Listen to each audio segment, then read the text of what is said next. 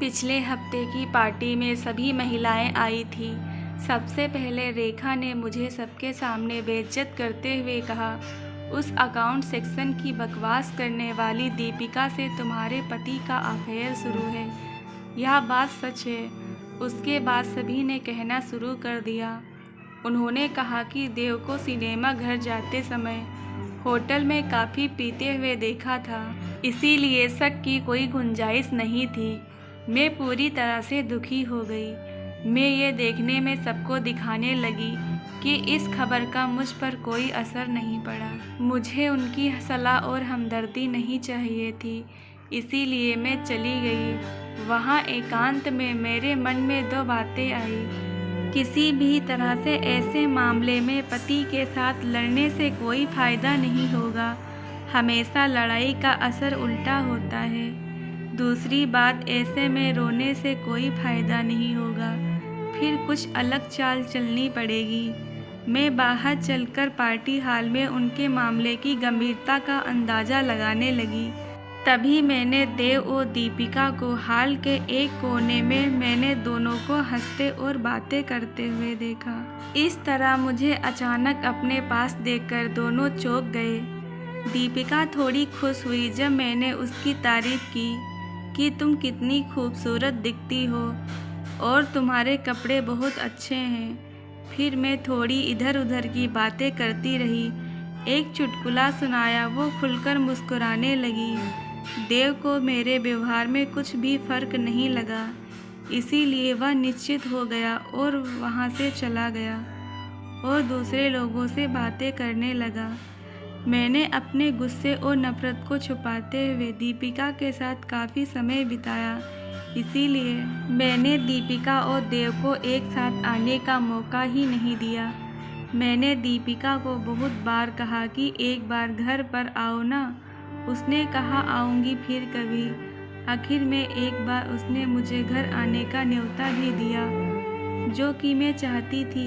मैं मन ही मन उदास थी। देव के विश्वासघात से मैं पूरी तरह टूट चुकी थी। हालांकि मन में सोच रही थी कि उन दोनों को कैसे सबक सिखाया जाए।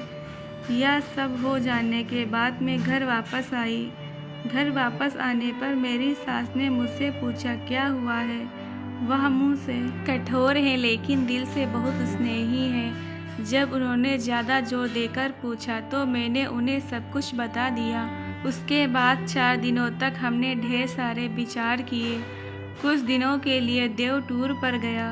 मैंने बिल्कुल ठीक शनिवार चुना और सुबह 8 बजे दीपिका के घर पहुंची। दीपिका ने मुस्कुराकर मेरा स्वागत किया, लेकिन उसकी आंखें चिंता से भरी थी। मैंने कहा, मुझे तुम्हारी याद आ रही थी तो इसीलिए सोचा नई सहेली को मिल आए, इसीलिए तुम्हारे घर आ गई। उसने कहा, तुम्हारा स्वागत है। तुम देव को क्यों नहीं लाई? मैंने कहा, मेरी ननद आई है, मायके उनके 2 बेटों के साथ खेल रहा था।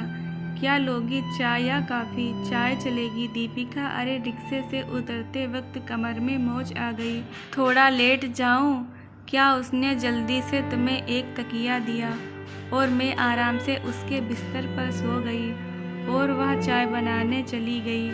चाय के साथ साथ वो ढेर सारा नाश्ता भी लाई थी। हमने खुशी खुशी चाय नाश्ता ख़त्म किया। जल्द ही हम कई विषय पर खुलकर बात करने लगे।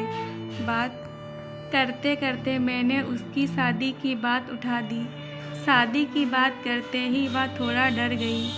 मैंने उससे पूछा, क्या हुआ, तुम लव मैरिज करोगे या अरेंज मैरिज? इस सवाल पर उसने बोला, देखूंगी क्या करना है। उसने जवाब दिया, तुम जैसे स्मार्ट देखने वाली लड़की के लिए दोस्त होंगे, ज़रूर किसी से अफेयर होगा। बोलो ना, कौन है वह भाग्यशाली व्यक्ति? अब वो कैसे कहेगी कि उसका अफेयर मेरे ही पति से चल रहा है? मुझे बहुत मज़ा आ रहा था। तभी मेरे मोबाइल फ़ोन पर 2 कॉल आए, एक मेरी सास का और दूसरा मेरे सहेली का था। मैंने उन दोनों से कहा कि मैं दीपिका के घर आई हूँ। मुश्किल से आधा घंटा बीता था। तभी मेरी सास, मेरी ननद, उनके दोनों बच्चे और देव सभी दीपिका के घर आ गए। बच्चे सीधे टीवी की ओर बैठे और वहाँ कार्टून चैनल लगाकर देखने लगे। सास सोफे पर बैठकर मेरी कमर की मोच के बारे में बातचीत करने लगी। मम्मी जी, आप मेरी बहुत परवाह करती हो। तुम एक नंबर की बेपरवाह लड़की हो। 1000 बार बोला है कि वजन कम करने को, इसीलिए वजन से कमर में मोच तो आएगी ही ना, पर तुम्हें तो किसी की सुननी ही नहीं है। सास का ऐसा रूप अवतार देखकर दीपिका डर गई। भाभी की आंखें तब खुलेंगी जब देव भैया एक खूबसूरत तितली के पीछे पीछे चलेंगे। इस पर सास भड़क उठी, तुम्हारे भैया के पैर तोड़ दूंगी और उस तितली के पर भी। समझी मेरे सास ने जवाब दिया, अरे माँ, मैं मजाक कर रही थी, क्या तुम नाराज हो गई? फिर मूर्खों जैसी बात क्यों कर रही हो? दीपिका जमीन की तरफ नज़र झुकाए खड़ी थी। मेरी सास की तरफ उसकी देखने की हिम्मत नहीं हुई। सास मुझे और ननंद को कहने लगी कि आज की लड़की में ना तो समझ है और ना ही सब्र। अपने गृहस्थी की देखभाल करने की अकल भी नहीं होती। फालतू में इसके उसके लफड़े में पड़ना और प्रेम विवाह करना ठीक है क्या? जिस रास्ते पर आपका काम नहीं है उस रास्ते पर क्यों चलना? सही कहा ना मैंने दीपिका? हाँ हाँ, दीपिका ने झिझकते हुए कहा। तुम्हारी शादी हो गई है क्या? नहीं, तुम कब शादी कर रही हो? जल्दी ही करूँगी। एक तुम्हारे माता पिता कहाँ? मेरे पापा गुजर गए। माँ है, आप वह आज मेरी मौसी से मिलने गई हैं। मैं उनसे मिलने आऊँगी कभी। मेरी सास ने मुझसे कहा, तुम यहीं रुकने वाली हो क्या? कमर की मोच कैसी है तुम्हारी? माँ, दर्द तो बढ़ गया है, बहुत दर्द हो रहा है, डॉक्टर को बुलाएं क्या? नहीं नहीं, मेरी सास ने दीपिका से कहा। जवान लड़कियों से कैसे बर्ताव करना चाहिए, इस पर लेक्चर दे रही थी। मेरी ननंद जानबूझकर छेड़ने के लिए मजबूर कर रही थी। ऐसा माहौल था कि दोनों किसी भी क्षण लड़ने लगेंगे। उस माहौल में दीपिका का तनाव बढ़ गया था। तभी दरवाजे की घंटी बजी। जाकर दरवाज़ा खोला तो देखा मेरी 3 सहेलियाँ थीं। यह तीनों बहुत बोलती हैं। उनके आगमन ने माँ बेटी के बीच वाक् युद्ध रोक दिया। हम सब चाय समोसे जलेबी खाकर मज़े में गपशप कर रहे थे। तभी मेरी दोस्त ने सालू ने शरारत भरे अंदाज में कहा कि तुम दीपिका से दोस्ती करने से तुम्हारे ज़रूर फ़ायदा होगा। मैंने पूछा, कौन सा फ़ायदा? देव के ऑफिस में होने से दीपिका तुम्हें वहाँ की सारी बातें बराबर बताएगी। मतलब अगर तुम्हारे देव का वहाँ किसी से अफेयर होगा तो यह तुम्हें तुरंत बता देगी। अरे हाँ, सच में दीपिका, तुम मेरी आंखें बंद कर देव का ध्यान रखोगी। मैंने बहुत प्यार से दीपिका से कहा। दीपिका के गाल एकदम गुलाबी हो गए। उसने जवाब नहीं दिया, सिर्फ सिर हिला दिया और फिर वो टेबल का सामान समेटने लगी थी। तभी मेरे ससुर वहाँ आ गए। उनके आते ही माहौल बदल गया। मेरी सहेलियों ने फटाफट पल्लू दोनों कंधों पर लिया और झुककर उनका आशीर्वाद लिया। सब ऐसे चुप हो गए जैसे उनको बोलना आता ही नहीं हो। बहू घर चलने की स्थिति में हो या एम्बुलेंस बुलाएं। उन्होंने गंभीरता से मुझसे पूछा।